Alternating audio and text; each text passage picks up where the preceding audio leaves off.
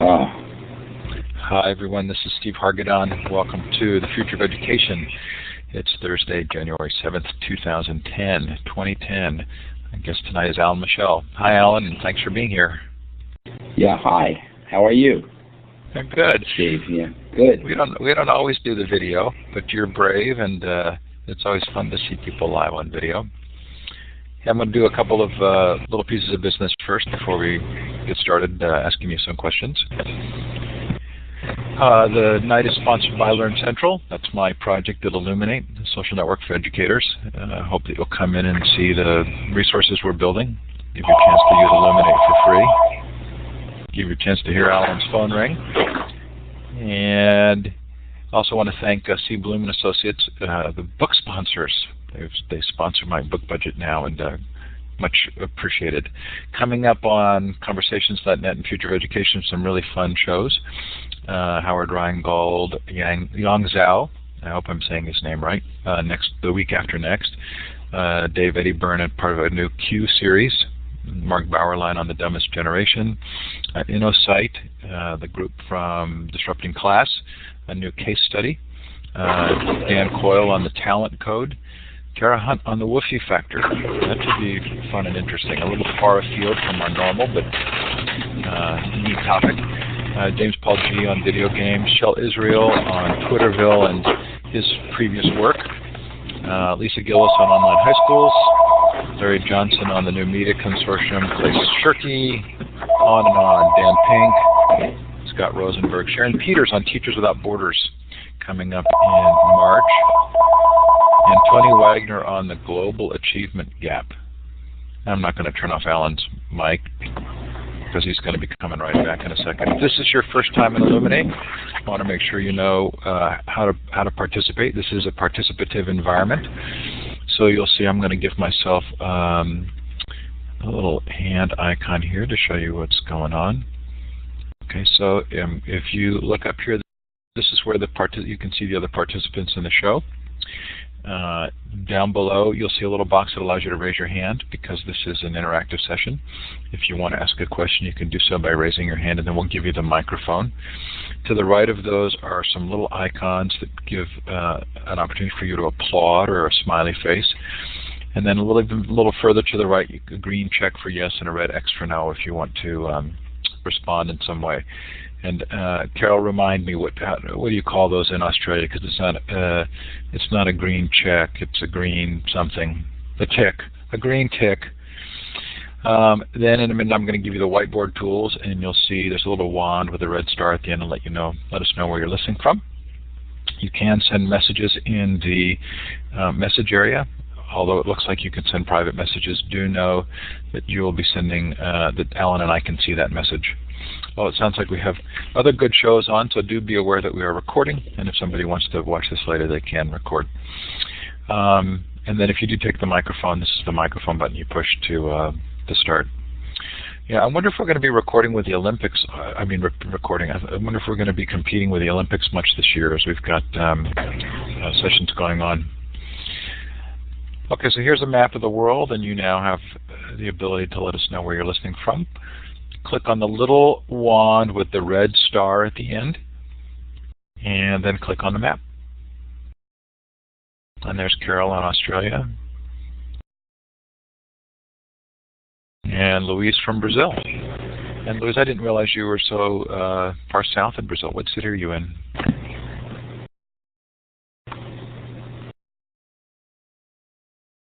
Good thing for recordings, right, Peggy? Yeah, I didn't even check the Olympic schedule when I scheduled a lot of these speakers, so we'll just go and see what happens. Oh, now do we have a second guest from Brazil, or? If that's Charlene Bloom, we have expressed thanks to you for the sponsorship of the books. Yes, much thanks. Okay, so we're going to go ahead and get started. I'm going to take us off the map and move us forward. So, Alan, you and I met in Boston earlier, I guess last year, and had a chance to visit shortly, but would you give sort of a short overview of your work and where it's brought you to today with Home Inc.? Sure. I got started back in 1976 when I was a graduate student working with a friend of mine who was a filmmaker, and we volunteered to do some TV work with kids. This was black and white, reel-to-reel, half-inch stuff at the Bromley Heath Housing Project, which was next to where we had our studio space. So that's really how I got started with media. I was, as I said, getting my master's in sculpture, and my friend was a filmmaker. So that was the beginning of my work in this field. What really captured my imagination was that if you gave a kid a camera, a kid from a housing project a camera, he could interview the mayor, he could talk to a congressman. It was an implicit kind of a contract, and I was surprised and pleasantly surprised how kids would step up and all of a sudden get motivated, get really interested in the subject, whatever they were going to do the interview with, and really blossomed under the opportunities that kind of access provided them. We ended up interviewing James Brown when he came to the Heinz Auditorium at the time, and there was just all kinds of opportunities that came out of this. For me, it became very exciting to see how media as an interface could change opportunities and the way young people view the world. So when was not that? Just watching TV. That was in around 76, 78, I guess, maybe was when James Brown was in town. I don't remember exactly when that was, but it was early on. It might have been later then, maybe 80, 82. But we got started in 76 working with kids. So Peggy's asking if that's your site, and it is. And I'm going to bring it up right now on a web tour. So we'll see if those graphics are working on the front page. They're not. I just realized that I looked at it myself, and I know they were doing some work on something. So I think what you might want to do is jump to a different page, or if you go to the home page and you want to look at let's say the podcast or something like that, click on those things. But I don't think there's much on the front page right now. They're doing some work on it.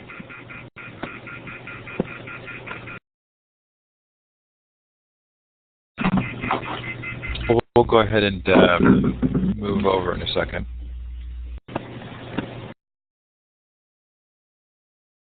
So you should be seeing the About Us page, as Peggy mentioned there. Yeah, and you can open that window up if it's not fully loaded for you. You can pull it open to be a little bit larger. So where had you gone to school, and what were you doing at that time? Well, I went to Tufts school. Tufts University at the time. Was getting my master's in fine arts. Okay, and when this sort of discovery about video and media took place, what kind of work were you doing?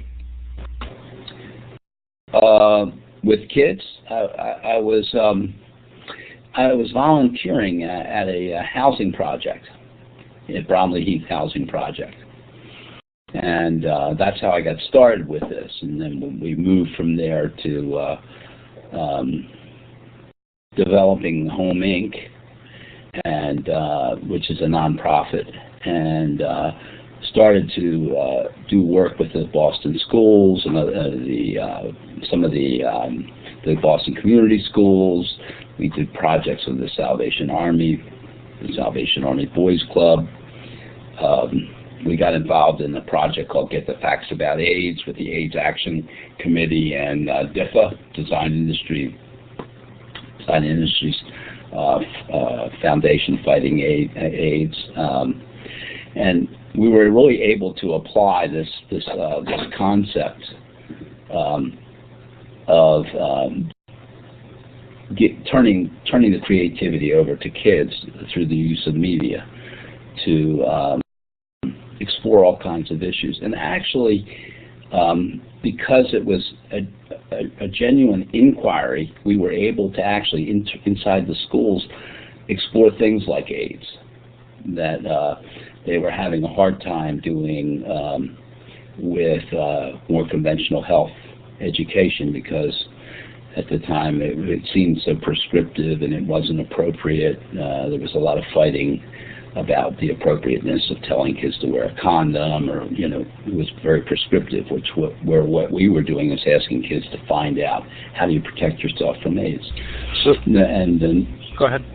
So the inquiry base, of doing a story or interviewing someone to find out about something became a much more powerful window for them to explore their own culture and their what was going on.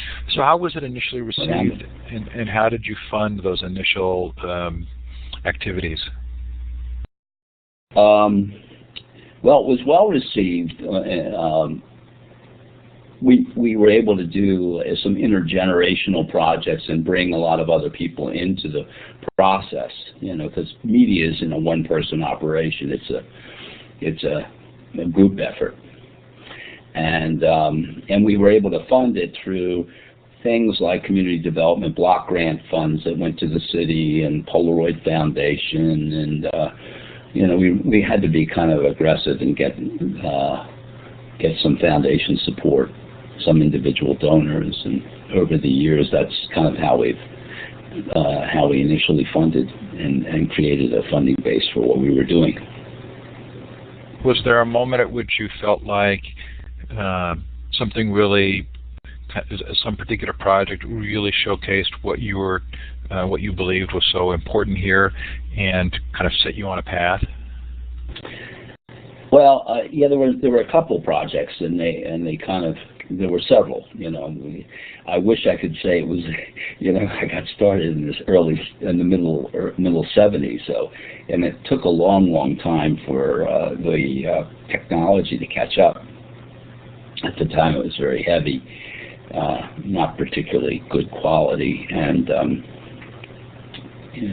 so a lot of people weren't watching it. And today, of course, with YouTube and all the other social networking opportunities and cable television, it's ubiquitous. So it's a whole different thing. So it's much more popular now than it was then.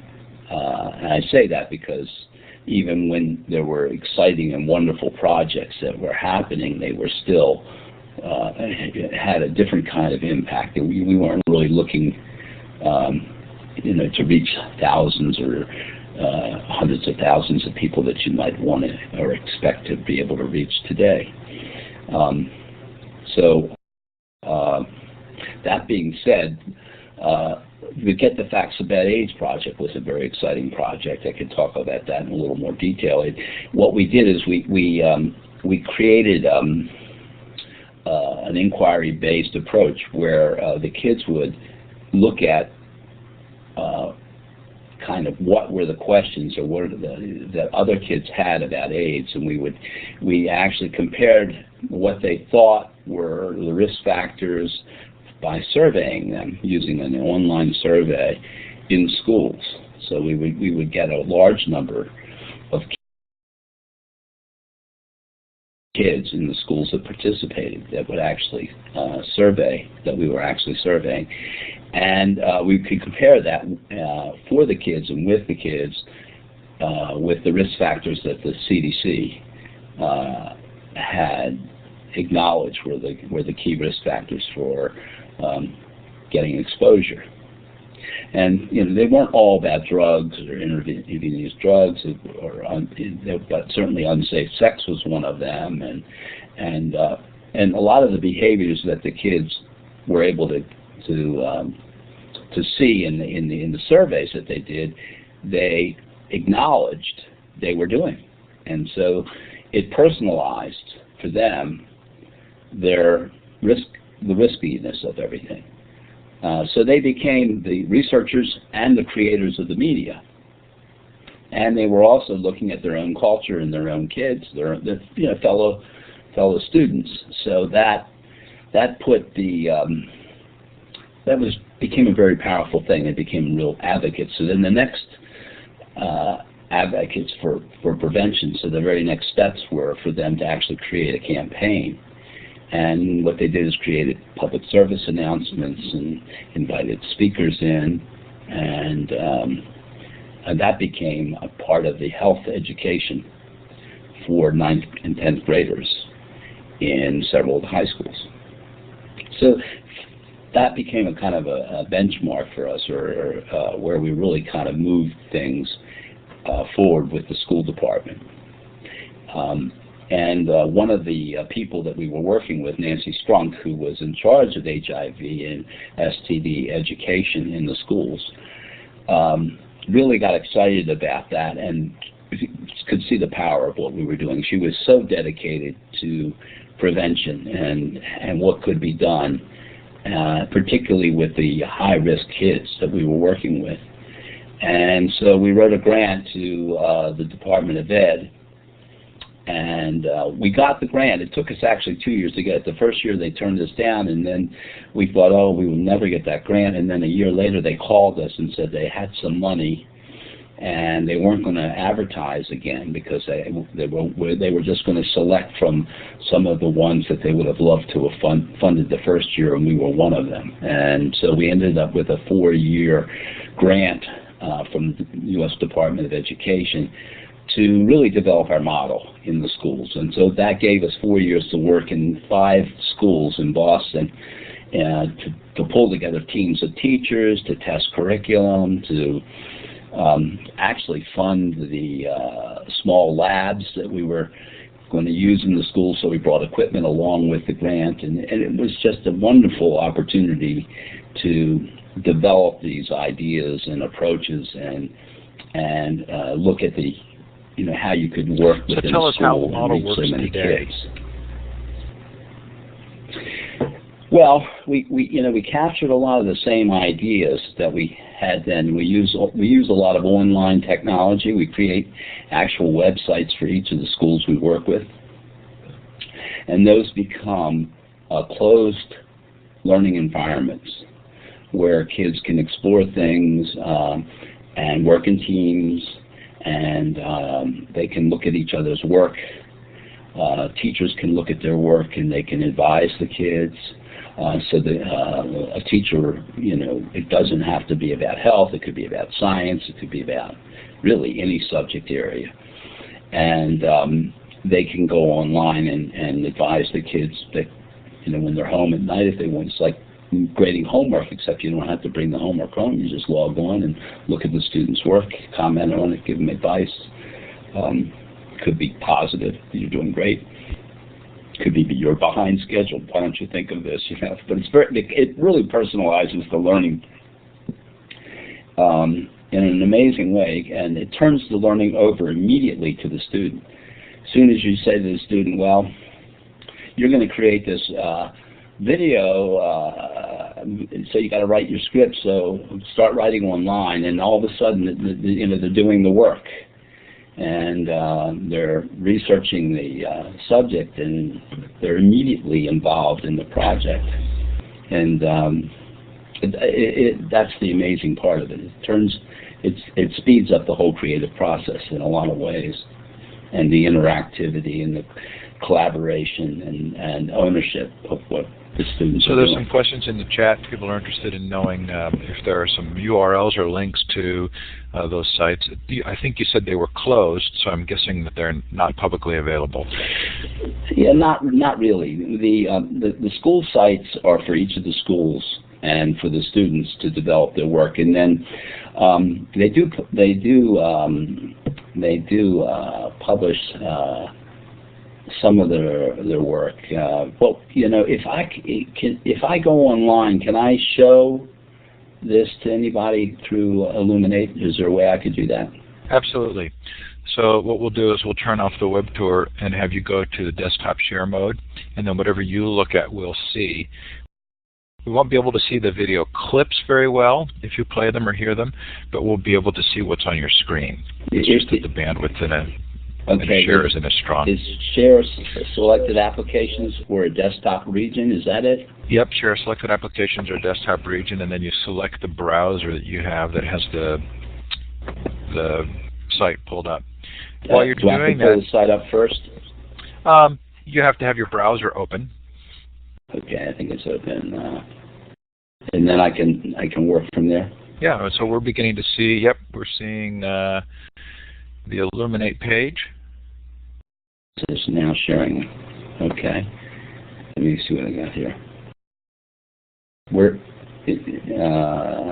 I can see this. I don't know if you can see. Can you see anything at this point? We can. We're seeing your home Inc. page with the graphics not loading. All right, so I'm gonna. And there's something blocking the front of your page. So my guess is it may be your actual Illuminate session.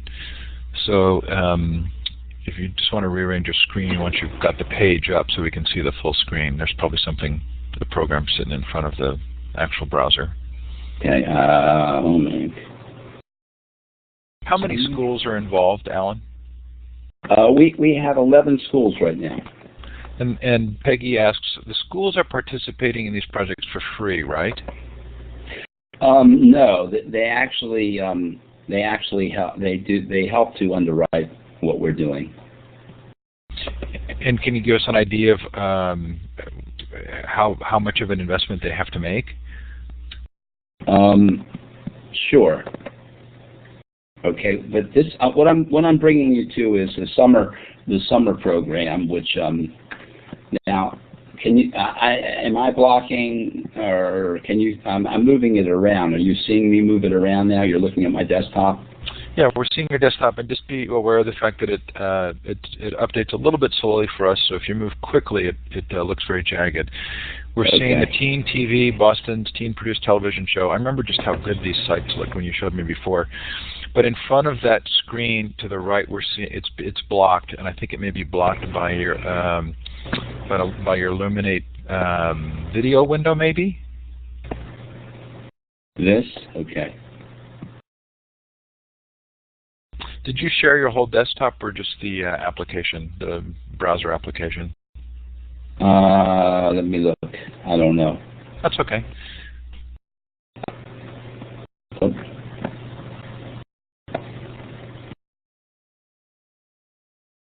Level here. I'm not sure where the Illuminate is at this point. Pulled it aside, and I had some other. Here it is. Yeah. Go back to your Illuminate session, and go up to View Layouts and select Left Docked Minimal. View Layouts. I see default wide, tall, narrow, flat, and white. Okay, so do narrow. Narrow. That's what I have. Okay. So I may not be seeing the same thing others are seeing, but are those of you in the chat, are you seeing the web page correctly?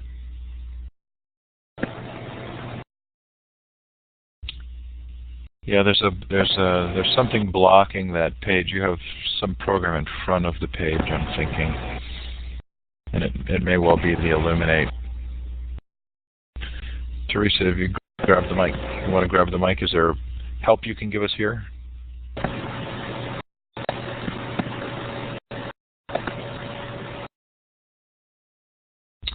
So Peggy's thinking you've selected the desktop and not the browser. Okay. Yeah, so go ahead, turn application sharing off, Alan. That's that same button at the top with the green right arrow. And then turn it back on and make sure you're just selecting the browser.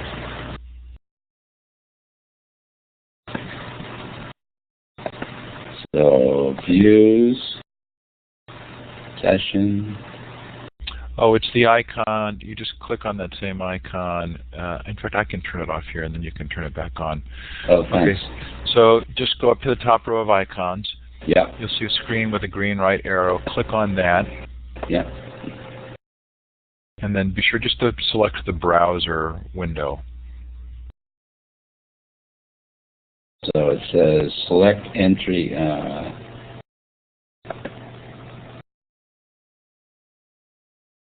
Should I exclude menu bar? Yeah, try that. I don't know what that is, but give it a try. Because that's what I had. I don't know whether I should exclude that or not. I don't know. Does anybody know? Are you on a Mac? I think yes. so, and I don't get that particular option on my PC, so I don't know. Options. Carol says tricky on a Mac. Options, change layout, narrow minimum, move, top left. Yeah, did you do the desktop share? Should I raise shared applications to front? That may be the problem. Perfect. So I'll turn that off. Okay. How does that look? Can you see that now better? Well, we're close. We still have that same gray bar, but why don't you just go ahead? This is probably not much more we can do. Okay.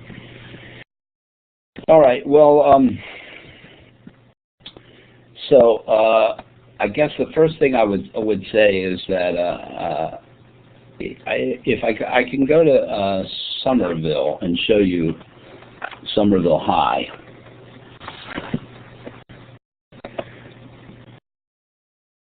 And so this is what the site looks like, and if I log in, which I'm going to do now, what I have is a range of opportunities for the students. We have assignments, as you can see on the top right here. We have a survey, lesson plans. You can create a project. We have access to the learning library at MIT. We have a syllabus, and all these things are created using, as you can see, it has tabs I'm showing you here, so you can actually go in and you can edit. So for a teacher, and in our case, we have lab coordinators that they go in and they actually create their lesson plan. So of course, the value in this part of it is that once they create one, they can use it over and over again. So they tend to spend more time on them initially, and then they have them, and they can modify and duplicate them and move them around. So this looks like a Drupal site, Peggy's saying, and I think it is, right? Yes, it is. It's Drupal based. So yeah. The schools, of the 11 schools, each school gets their own site. Right. And then it allows them to set up a variety of these resources. And how many students per school do you think are participating? Well, in the middle schools, we have up to 300 students. We have all the 7th and 8th graders in 7 middle schools that are taking the course that we designed. And they take it once a week for a class period for a full year. In the high schools, there's more variety, and it's more like they take it every day for up to 90 minutes, and some of them are shorter, but 80 minutes or 90 minutes, and I think are kind of standard for the classes, and it's an elective, and they have multiple courses that they're taking. So in this one in Somerville, we're looking at the high school. This is Somerville High. So I can show you, if you wanted to look at assignments, you could see a little bit of what they're doing. So they have so the teacher here has a studio rotation that he's teaching, and then he has a silent movie project. So if we clicked on the silent movie project, you can see what that assignment looks like. Now, the importance here is that the students can see this as well, of course. And so they're never lost with what it is they're working on. And if we go down here, I have a calendar. I'm going to go back to December because it really hasn't kicked off particularly at this point. And then I go to this is the studio rotation. And then so the student can go to the calendar. I'll just go back to the calendar again. The student can go to the calendar and see what they're doing that day. They can click on the calendar and they can see what the project is they're working on. Alan, how unique a model is this, where you're providing? Are you providing any hardware here or equipment for the students? None. Okay. The school provides all the hardware. Okay, so you have you're providing basically the curricular aspects of it in the websites, and we help staff it. And you do help to staff it. Yeah, we help staff it with a recent college graduate who we recruit nationally for, and who wants to teach, and will do it. It's not an AmeriCorps program, but it's modeled off of AmeriCorps. So they do it for a stipend, and then often they'll do it for 2 years, and we've had two that have gotten hired as teachers. And in one school, they actually developed they're developing a full set of courses around this. So that's Somerville High. They're actually developing 4 courses. And they're going to keep the lab coordinator position as well as hire this year's lab coordinator as a teacher. So that would be a sign of success, right? Somerville says, this program's made a difference for our students. Are there other tangible ways that you're able to kind of quantify that you feel like this makes a difference? Yes. Well, we survey the kids, and at the beginning of the program and at the end of the program, and compare the results. We have portfolios of student work. We track the kids and find out how they're doing. We've had several that have gone on. Well, for example, English High School, all of the seniors last year that were in the program got into college. Most of them with scholarships, and that high school has about a 50% graduation rate. So it's so there's a significant difference in the performance of the kids in the program, and they're usually there for the ones that are in the program and go that far with it, start in the 9th grade or 10th grade with us and stay with the program, and they aren't outstanding students when they start. They're not cherry picked or anything like that. They're just kids that we pay a lot of attention to. We have a summer intensive, and the kids get involved. We actually have arranged for them to get paid in the summer, and they work 25 hours a week and create a magazine-style television show. That was the Teen TV site that I took you to earlier. I'll go to that now. And so you're saying they're not great students when they start, but it sure sounds like you feel like they're great students when they finish. Well, They made a leap. They take charge of their own learning. They become very responsible about about trying to get things done, and trying to learn new things, to take on new challenges, because they've gained a lot of confidence that they can succeed and be creative, and they find that very fulfilling. There's a social aspect to media, creating media and going out and meeting people and being part of a team, a collegiality to that mirrors the workplace, at least healthy workplaces. And so all of that really helps and contributes to their success. So have there been some definitive studies or anything that can be pointed to where someone who is skeptical, you could say, hey, I know this is how I feel the outcome is, but here's some corroborating evidence that involvement in this kind of a media program makes a huge difference in the lives of these kids?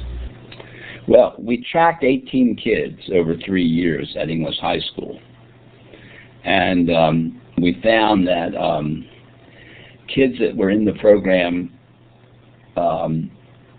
for a year had a 25% higher score in their MCAS test in language arts than the average student at the school. And we also found that if they were in there for 2 years, there was an 8. I think it was an 8. I don't have the figure right in front of me, but I think it was like an 8% higher score. And we also found that their attendance at school was much higher. And that's probably the reason why they were doing better, is because they were more engaged. But that was a 3-year study that we did. So this would surely have pretty significant ramifications for social media and looking at the value of involving students in media projects. Do you have kind of a way of helping those who are reluctant to kind of move into this territory, or advice for people who are interested in trying to create the same kind of an environment? Advice?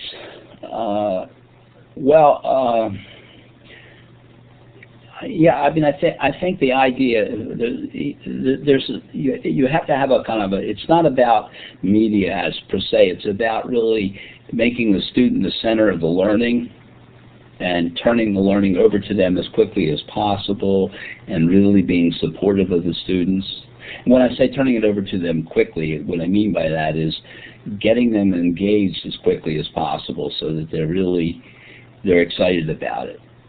And sometimes that's giving them free rein. Sometimes that's hand holding and getting them over their first hurdle, so that they realize that with some extra effort and work and diligence, they can actually do what they want to do. So, it's interesting.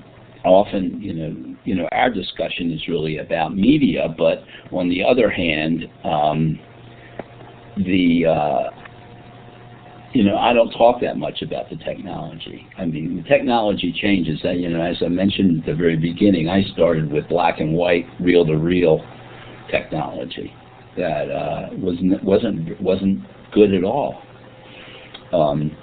But I was excited by it, but what really excited me wasn't the technology as much as what it meant when people had it with them. It was like their power. It was like their magic wand in the world. It gave them some cachet when they didn't have it as a young person. And I think a lot of this has to do with scaffolding those opportunities and being able to see that. So, as a teacher or an educator, you need to look for those kinds of things as to how you're going to structure your classes so that kids succeed, that they get to support each other, that they do stretch themselves, that you're engaged with them. That you're not just turning the project over to them and at the end looking at it and giving them a grade, but you're discovering with them, right along with them in a way, how magical that moment is when they start to get a point or get something really exciting happening. And so the point of using the website is to put you in touch with the kid more often, and to be able to see that happening when it's happening rather than waiting later. So, typically we use a website to do distance learning, or we use it to manage lots of information, or to present, kind of one-way presentations. Typical websites, they're almost like brochures. But what we're really talking about here is something very different, which is you're really capturing the opportunity and customizing the learning by being able to anticipate more quickly what is going on and have more time and to think about it, so that you can actually act on it for every student.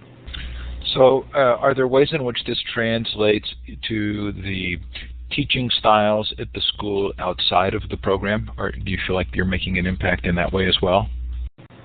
Well, I think we have. You know, we have a DVD that we did on the 4-year project that we did with U.S. Department of Education, and that we basically were documenting everything that was happening when it was happening, and then we took a couple of years to put it together so that we had some perspective on the whole thing, and it really does capture those kinds of moments where you can see a teacher being energized themselves, and the back and forth, the excitement of the learning going on there. So that's I think we can see it, and then we can help teachers with something like the DVD that we have. But the other thing is that it does, for a lot of teachers, it is a leap of faith to work this way. And so by having a young person like an AmeriCorps, like we have, like that model that we have, really makes a difference in terms of those teachers that aren't they're not going to be the first ones out of the block, kind of showing people what's great about technology, because they have difficulties with it, or it's not the normal way in which they work, or whatever. There's lots of reasons why people don't step up and be the first one to do things. They want to make, they're cautious, whatever. So by having someone who's capable in that area but not threatening, someone who's young and can work with an older teacher who's clearly got more experience and isn't intimidated by that young person, then they can actually learn a lot that way. So, and that's why we think anyone can do this, but the real key is you can't look at it as that you're going to dump all this on teachers and expect them to be able to magically do this. I mean, we've been in schools that they don't have any technology that's working, and they haven't fixed it for years. They're struggling with email, and they want magic to happen. They want to show that they're catching up, and it's not going to happen overnight. They have to make some investment in the technology. They have to be willing to give teachers planning time, even though they may not be hands-on with the technology. They still have to know how to time their projects so that they give enough time for kids to examine the issue and come prepared with ideas, and aren't just being expected to be magicians themselves when they're learning so much. They're learning the technology, they're learning new information and new ways of relating and behavior on the internet and the proper acknowledgement of authorship and all these things that they're learning. They have to put it all together. It's not like they're going to be magically able to do all this. So you really have to be realistic about how much time it's going to take to move the ship a little in another direction, begin to steer it. But being determined, I think, is the key, and schools can do this if they get it on the radar and have some real commitment to what it takes, which is an investment in people, technology, a plan for replacement of the technology. We all know that computers get cheaper; they don't get more expensive. Maybe they don't spend so much on their aging infrastructure. They do it in the cloud, and they rent that, and they save a ton of money there, and they can buy every student a laptop. There's just different ways of doing this that can make it very economical, but they have to be able to think that way. Charlene wanted to know if this is available nationally or just in the Boston area. Well, right now we are just in the Boston area. We're not big enough to do a national program, but we certainly would be interested in cherry picking, or we certainly would be interested in helping anyone. It's possible that we could do it. I mean, right now we're doing it in Somerville and in Boston. we're doing all the schools in Somerville, which is a great thing because we have complete district support. And in Boston, we're doing it selectively in certain schools. So we're certainly interested in doing more schools and more school systems, but we'd have to stage it. If somebody let's say that somebody here in Australia, and it looks like Carol's got a flip program going that we might want to ask her about, but if somebody were interested in doing this somewhere not local to Boston, are there resources to kind of try this on their own?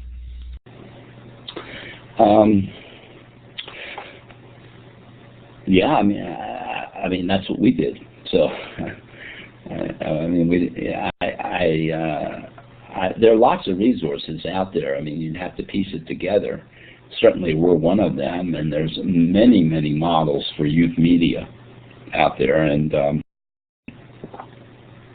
so yeah, I think there are a lot of different options and approaches if they were interested in specifically the way we do it. There's no reason why with the internet, and I mean, we've got websites, and we could create a website for them, and we could do a distance learning thing with it, and if they have a group of people involved, we could work with them, and then if it's a bigger project, we could go there. So we don't have the largest audience tonight, and I think in part we're in competition with a couple of other shows, but also I'm not sure people really fully understand the potential here. So what I'm wondering is there a way to kind of more fully communicate that through this medium? Could we do another event or advertise something and say, hey, this is pretty significant, and there's going to be an hour or 2 hours on helping you set up a program locally that taps into this same thing? And maybe a way that helps to shuttle people toward your program, but also provides them with some initial tools. So if they are interested in starting this locally, they would have a set of skills to do so. It's an interesting idea. Within an hour or so, I think there's a limit to what you could do, but we certainly could do something. Well, it sounds like maybe, hey, Carol, I want you to take the mic if you would, and introduce yourself to Alan, and then take 2 seconds to tell us about the FLIP program, because maybe there are programs like this where we could have 2 or 3 together and say, hey, these are a variety of ways that people are doing this, and if you like this model, call Home Inc. and work with them. If you like the flip video model, this is what you can do. But help to give a sense of the power here. And I'll interject because I don't know a whole lot about this, but I do remember there was a program out of Stanford where they were giving kids in the favelas in Rio, and Louise, you're going to maybe recognize this as well, but they were giving kids in the favelas little video cameras and allowing them to create video casts or podcasts from where they were. And as I recall, it was pretty significant what was taking place. There are lots of programs like that. I've forgotten myself the names of all of them, but I have worked with Youth for Social Change at Harvard, and I know that they're doing things in South America in the arts. And I did a workshop for them. It was an all-day workshop where we explored really how you go about shaping a media project for social change and developing the skills and approaches for teachers who want to work that way and use media that way. So there's definitely a movement in that direction, and there's lots of little projects everywhere. I mean, even in Boston, we have Press Pass TV, and we have the ICA's got a media program, and all the cable stations have public access television and have some kind of youth effort going on, and of course we have the schools, as we were saying. But you think you're doing something special? And so, those other programs are going on, but there's something special for you to communicate. Hey, Carol, do you want to jump in here? Sure. Thank you very much, Steve. And hi, Alan. Hi, Carol. You can hear me. Yes, I can hear you. Yeah. Great. I'll tell you a little bit about me and then about the project, and I'll preface that by saying how I'm enjoying listening to your story about the Home Inc. And it really did resonate for me in how we might use some of that modelling for future innovation projects that are funded here in Australia. And the Flip Drive one was one of those. It wasn't a lot of money, but we do have some to spread around for innovative things like this. And my role was as a mentor for the photographer in residence at Berry Street, which is a regional special community type learning environment for kids who are disadvantaged. The particular group of students whom Rick was tutoring were actually all new migrants to Australia, so English was their second language. And they were using the media, such as videos, to cut through some of those language barriers. So they were all given a set of these little flip cameras, about $300 each, I think, here in Australia, which you may or may not know, but they're a little video camera, which I can... Yeah, great. I can see you nodding. So they bought a class set of those, and the whole idea of Flip Drive was for the students to go out into the community and to video scenarios in the streets about good driving, bad driving, parking, all those things that are really quite confusing for a new person to a country. And they then developed their Ning site and also a wiki site into which they were able to upload their videos. And so the students were able to learn about technology, learn about the country and our traditions and our driving habits, bad and good, as well as being able to learn together as a group with a tutor who was also learning probably a few paces behind them about how to use the equipment. So it was a really fascinating exercise for a group of young students. And what I thought would be really nice if they wanted to extend that for next year, and I know they do, it would be nice to have a contact with you and Home Inc. so that we can compare notes and maybe get some promotional things happening between us. What do you think? Sure, I think it'd be terrific. In the summertime, we produce a half-hour show. It's a magazine-style television show that we do with kids. We have 2 sites right now that do it, and they produce 5 half-hour shows in the summer. And it's all about what's going on in the city for teens, called Teen TV. And we could send those to you, and you guys could have them to air and look at. And if you have media you could send to us, that would be great. Or we can put it on cable television locally if you're producing anything. That we could even use some stories that you did. You could even do a little segment for us about what's going on in Australia with teens and what their interests are, and we could have a lot of fun like that. So I think that would be great. Thank you so much. Thanks, Back Carol. to you now, Steve. Much appreciated. So I'm excited about this. I'm obviously not the driver here, but we'll let you guys drive it. But I'd be very interested in, Alan, kind of drilling down on what makes your program specifically unique, the value you see, and if there are a lot of programs like this, what do you specifically believe is really important? And helping to create a little network of people here who can glean value from each other. So the invitation is open to come back and to do a show specifically on that if it's helpful. So we only have a couple of minutes left. Yeah, we'd love it, and hopefully we'll pick a night when we don't have conflict, so we get a little bit larger audience. But it'll be really fun to hear more about that.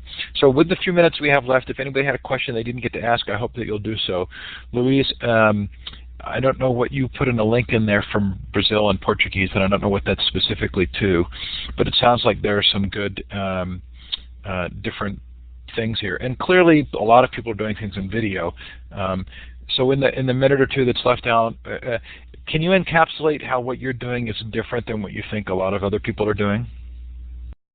Well, I think a lot of programs are they're organized around individual small groups, and as were we when we first got started, and for many years. And what we've done is we've figured out how you can do this with much larger groups of people, and reach a lot of kids, like in a school, and thereby change the culture of the place by getting more people involved with creating a voice for young people that drives a lot of the thinking about what we should be teaching kids and how we should be going about doing that. And I think that's an important difference. So if you're kind of a small thing in a school somewhere, or in a boys club, or you're doing this wonderful work, but no one's really it's like the tree that falls in the woods. It's hard to be heard. What's so exciting about what we're doing now with the whole school system is, we're reaching nearly 2,000 students, and we're doing planning with multiple teachers, and we're covering full. Imagine every 7th and 8th grader going through the school system, and doing that for multiple years. You're going to have literally thousands of young people who have a real understanding of how they might do things with media, and why it's important, and how they can be persuasive, and how they can have efficacy and have confidence around doing that. And I think that's a very unique aspect, and it's because we have kind of modeled a way of organizing that. It's still giving a tremendous amount of freedom to the student to be who they are, and nurturing that, rather than kind of making everybody conform. And so it's a very powerful kind of way of looking at the world and creating media. And I think it's one of the things that's driving social media today. I mean, people mostly aren't creating social media to become master filmmakers. They're communicating kind of at a very fundamental level about the things they care about. And so being better at that, being able to create more important media in a sense, can really help elevate a lot of the conversation that we're having civically. So Alan, your audio lagged for a bit, and you're probably seeing the little yellow. You're seeing the little yellow dots next to our names that have just gone away. But we were catching up to you, so there was probably a brief pause there.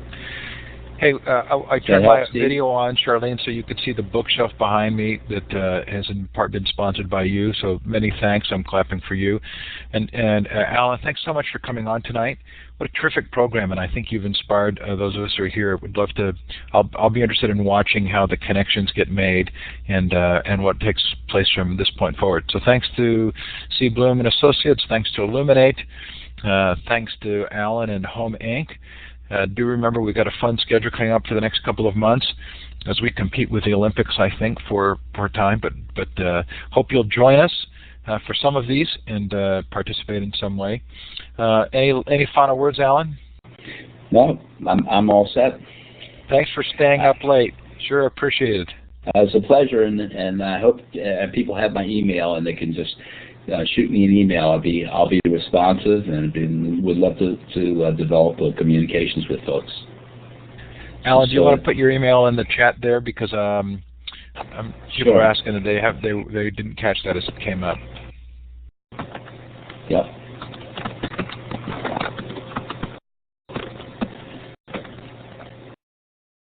Did that come up? Perfect. Thanks everybody for coming tonight. Thanks, Alan. Much appreciated. You're welcome. It was very fun. Thanks for having me. I enjoyed it thoroughly. Yes, and so did we, and we'll look forward to hearing updates. And thanks for turning your webcam on. Makes a big difference to see you there. Great. Thanks, everybody. Have a great night. Good night. Good night.